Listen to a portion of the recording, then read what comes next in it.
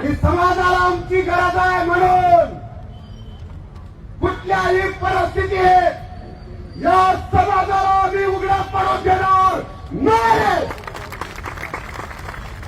आमची आता मरण्याची सुद्धा तयारी आहे. मी समाज बांधवाला एवढं सांगेन, मला या मोर्चाला वेगळ्या वळणावरती महाराष्ट्रामध्ये वळण वेगळं द्यायचं नाहीये. आम्हाला कुणी काय म्हणायचं म्हणू द्या. या समाजासाठी आम्ही मरायला तयार आहोत. फक्त मला समाजाचा एकच शब्द पाहिजे. ही लढाई लढवत असताना आम्ही जरी मेलो तर ही लढाई थांबू देऊ नका. ही लढाई पुढे घेऊन चला. पूर्ण ताकदीने ही लढाई पुढे घेऊन चला. कारण ही लढाई सामाजिक न्यायाची ही लढाई आहे. बाबासाहेबांना अपेक्षित असणारा समाज निर्माण करण्याची. काही लोक सांगतात आम्ही खूप बुद्धिजीवी आहे, आम्ही खूप पुस्तकं वाचतो. पण त्या पुस्तकं वाचणाऱ्या लोकांना मला विचारायचं आहे, अरे बाबा पुस्तकं वाचा, पण वाचत असताना पुस्तकातलं पहिलं पान सुद्धा वाचा. पहिलं पान सोडून पुस्तक कसं काय वाचता येईल? बाबासाहेबांनी जे या देशाला संविधान दिलं, या संविधानामध्ये पहिल्या पानावर बाबासाहेब काय सांगतात हे वाचलंय का? आणि हे जर वाचलं असेल तर या न्यायिक मागणीला कुणी विरोध करणार नाही असं माझं ठाम मत आहे. सामाजिक न्याय बाबासाहेब सांगतात, समान संधी बाबासाहेब सांगतात. आमचं तेच म्हणणं आहे ना, आम्हाला समान संधी मिळालेली नाही. अरे कोणताच मांग सुप्रीम कोर्टात गेला नव्हता. आरक्षण उपवर्गीकरणासाठी कोणताच मांग सुप्रीम कोर्टात गेला नाही. आज सगळ्या माझ्या जातीला मी सांगून टाकतो. कोण गेलं सुप्रीम कोर्टात? आम्ही गेलो नाही. बाहेरच्या राज्यातले लोक सुप्रीम कोर्टात गेले आणि त्यांनी सांगितलं की बाबासाहेबांचा सामाजिक न्याय आम्हाला पोहोचलेला नाही, तो सामाजिक न्याय आम्हाला द्या. दुसऱ्या राज्यातली लोक म्हणले. आम्ही तर फक्त एवढंच म्हणतोय की 1 ऑगस्ट 2024 ला जो निर्णय झालाय सुप्रीम कोर्टाने दिला त्या निर्णयाची अंमलबजावणी करा. आमचं एवढंच मत आहे. कुठलाच मांगाचा माणूस 2 समाजाला फोडण्यासाठी सुप्रीम कोर्टात गेलेला नाही. हे माझ्या सगळ्या भावांनी आणि सगळ्या मातांनी समाजाने लक्षात घेतलं पाहिजे. घेतलं पाहिजे आम्ही लक्षात. आम्हाला सांगता आलं पाहिजे बाबासाहेबांच्या संविधानाची छेडछाड आम्ही करत नाही आहोत. आम्ही अजिबात करत नाही आहोत. ओबीसी मध्ये उपवर्गीकरण झालं नाही का? झालाय. त्यावेळेस का कुणी विरोध केला नाही? करायला पाहिजे. अरे या गरीबांचं लेकरू एखादं तहसीलदार झालं तर होऊ द्या ना. अरे गरीबाचं लेकरू एखाद्याच्या अंगावर पोलीसची वर्दी आली तर येऊ द्या ना. अरे गरीबाचं लेकरू तलाठी होत असेल तर होऊ द्या ना. अडचण काय? काय अडचण आहे? कशासाठी यांच्या विरोधामध्ये उभा टाकला चाललाय? आणि बाबासाहेबांचं नाव घेऊन यांच्या विरोधामध्ये, बाबासाहेबांच्या संविधानाचं नाव घेऊन की संविधान संपवायला मागायची लोक निघाले. आम्हाला पर्सनल मेसेज करून धमक्या दिल्या जातात की अवलाद शांत बसणारे अवलाद नाही, आम्ही मरण पत्करोत गप्पी बसणारे अवलाद नाही. आम्हाला म्हणल्या चाललंय आम्ही या गरिबांचा आवाज उचलला. आम्हाला सांगितलं चाललंय की म्हणले आरएसएसचे दलाल झाले. मला तर म्हणले नागपूरमध्ये फडणवीसचं सरकार आणतो म्हणला म्हणून म्हणले त्याला गाडी बक्षीस दिली. मला अरे राजेश घोडे काय 25-30 लाखाचा आहे काय? इतका बारीक नाही राजेश घोडे. अरे मला गाडीसाठी पाठिंबा देणारा आणि गाडीसाठी बोलणारा राजेश घोडे नाही. राजेश घोडेला तर या समाजाचं मुख्यमंत्री बनवायचं. मुख्यमंत्री बनवायचं. मी जर मागितली तर फडणवीसची खुर्ची मागेल. काय मी काय रे, मी काय एवढा बारीक आहे का गाडीसाठी लढायला? शिवाजी महाराज चौकामध्ये माजलगाव मध्ये माझं 1 कोटीचं घर आहे. मला 1 लाख रुपये किराया येतोय. मला 8 एकर पान भरती जमीन आहे. मला हे सांगायचं नव्हतं, पण हे बोलल्यामुळे सांगावं लागतं. मला गाडी कशाला, मला मागायचं झालं तर मी म्हणे मला मुख्यमंत्री करा, मी असं म्हणेन ना, मी गाडी मागत असतो वय कुठं. म्हणून मला समाजाला एवढं सांगायचं, तुमचा आवाज बनणाऱ्या लोकांना टार्गेट केला चाललाय, लक्षात घ्या. या गरिबांसाठी बोलणाऱ्या लोकांना डॅमेज करण्यासाठी पूर्ण रणनीती आखलेली आहे.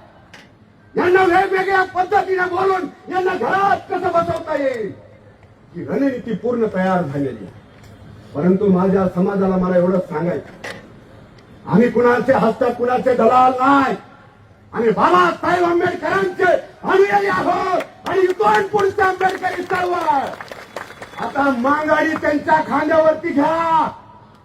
मांगाला माझे हात जोडून कळकळीची विनंती आहे.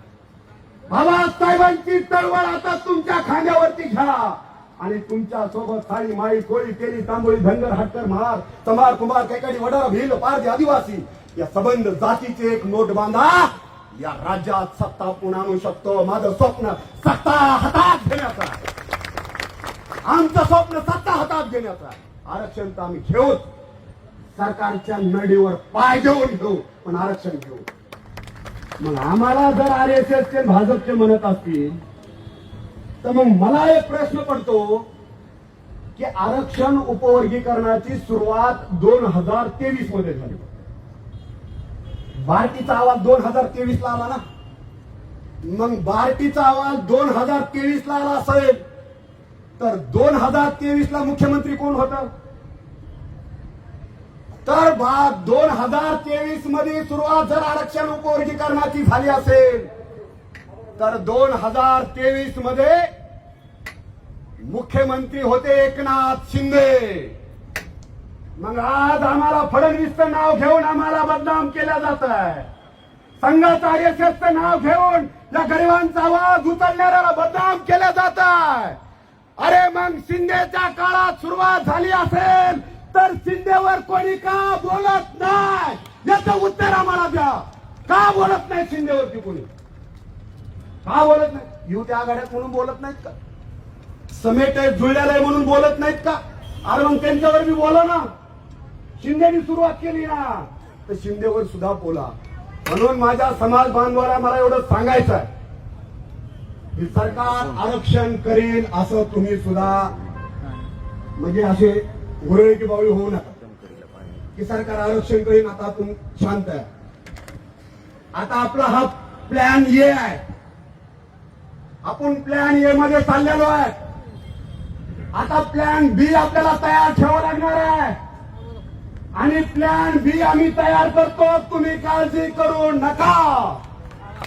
तुम्ही काळजी करू नका. जर या सरकारने आरक्षण आपल्याला जर दिलं नाही तर आपला प्लॅन बी आपल्याला तयार करावा लागेल. तो आपल्याला करावा लागेल. आणि एक मोर्चा काढला म्हणजे सगळं मिळत नसतं हे लक्षात घ्या. सगळं लक्षात घ्या आणि एकी तुटू देऊ नका. तुम्हाला सांगतो आम्हाला आमच्या पुढारपणाचं काय पडलेलं नाही. मोर्चे काढत असताना या मोर्चाच्या माध्यमातून महाराष्ट्रातल्या वंचित समाजाला माझं आव्हान आहे. मोर्चे काढा. कोणत्याच पुढाऱ्याचं नाव पोस्टरवर टाकू नका. कुणाचं टाकू नका. कुणाचं पोस्टरवर नाव टाकू नका. समाजाचा मोर्चा म्हणून ज्याला वाटतंय तो मोर्चामध्ये सामील होईल. ज्याला दुखतंय तो मोर्चामध्ये सामील होईल. पुढारी सुद्धा कुणाचं नाव टाकू नका. त्यामुळे आपलं ऐक्य तुटण्याची शक्यता आहे लक्षात. श्रेयवाद आला की ऐक्य तुटण्याची शक्यता आहे लक्षात घ्या. म्हणून माझ्या समाज बांधवांना मला एवढं सांगायचं की ही लढाई आपल्याला अजून तीव्र करावी लागेल. खरं तर मला अपेक्षा होती यामध्ये या आता कालच्या याच्या सेशन मध्ये हे व्हायला पाहिजे होतं परंतु ते झालं नाही. म्हणून मला सरकारला सुद्धा सांगायचं आहे, फडणवीस साहेबांना सुद्धा सांगायचं आहे, माझा समाज इमानदार. माझ्या समाजाने एकदा शब्द दिला की तो पाठ फिरवत नाही. म्हणून तुम्ही उपवर्गीकरणाची घोषणा करून टाका. ती ह्याच्यासाठी करा येणाऱ्या काळामध्ये मला सरकारला आणि विरोधी पक्षातल्या लोकांना सुद्धा सांगायचं आहे, ज्या विरोधी पक्षाच्या लोकांना मी आतापर्यंत शिव फुले शाहू बाबासाहेब अण्णाभाऊ यांच्या विचाराचे म्हणून मतं दिली, ते काँग्रेस आणि राष्ट्रवादीवाले तेच तुम्हाला विरोध करताय तुमच्या आरक्षणाला, हे सुद्धा लक्षात ठेवा. कुणी कुणी विरोध केला हे लक्षात ठेवा. तुमच्या केजचे आमदार नमिता मुंदळाताई त्यांनी सुद्धा विरोध केलाय. साठे साहेब, जरा ताकद तुमची एकत्र करा, आम्ही सगळे तुमच्या पाठीशी आहोत. पुढच्या वेळेच्या माझ्या बहिणीला गुलाल लागला नाही पाहिजे, त्याची खुणगाट मागांनी आता मनामध्ये बांधा, खुणगाट बांधा. आता जो आपला नाही त्याला पाडा, जो आपल्या बाजूनी बोलत नाही त्याला पाडा. म्हणून सरकारला सुद्धा मला सांगायचं, शेड्यूल कास्ट मधला 2 नंबरचा असणारा हा माझा समाज आजपर्यंत खेड्या वाड्या वस्ती तांड्यावरती विखुरला गेलेला समाज होता. कालपर्यंत हा समाज जांधळा भैरा असल्यासारखा राहत होता, परंतु आता हा समाज जागा झालेला आहे. आणि जेव्हा मांगाचं पडतं पाऊल, तुम्ही सांगा, जेव्हा मांगाचं पडतं पाऊल त्या जागेवर बनतोय, त्या जागेवर बनतोय. मग महाराष्ट्रात माहोल निर्माण करायचा असेल तर तुमची एक्की ही कायम राहिली पाहिजे, ही लक्षात घ्या. म्हणून मला तुम्हाला एवढंच सांगायचं आहे, कुणाच्या भूल थापाला बळी पडू नका. अरे आकाशात उडणाऱ्या पक्ष्यांची सुद्धा संघटना लक्षात घ्या. वारुळामधून निघणाऱ्या मुंग्यांची सुद्धा संघटना आहे. मुंग्या एकत्र निघतात, पक्षी आकाशातले थव्या थव्याने उडतात. तुम्ही तर हाडामासाची माणसं आहेत, तुमची सुद्धा संघटना असली पाहिजे, तुम्ही सुद्धा एकत्रित असलं पाहिजे. एकीशिवाय न्याय मिळणार नाही. मला माहित आहे, काही झालं तरी बीड जिल्हा हा बाबासाहेबांच्या विचारांचा मातांग समाज या जिल्ह्यामध्ये आहे. आणि आज मी सगळ्या कार्यकर्त्यांचे भाषण या स्टेजवरून ऐकत होतो. मातांग समाजाच्या सगळ्या कार्यकर्त्यांना हे सिद्ध करून दाखवलंय की बाबासाहेबांची करुणा तुमच्यामध्येच आहे. बाबासाहेबांचे सामाजिक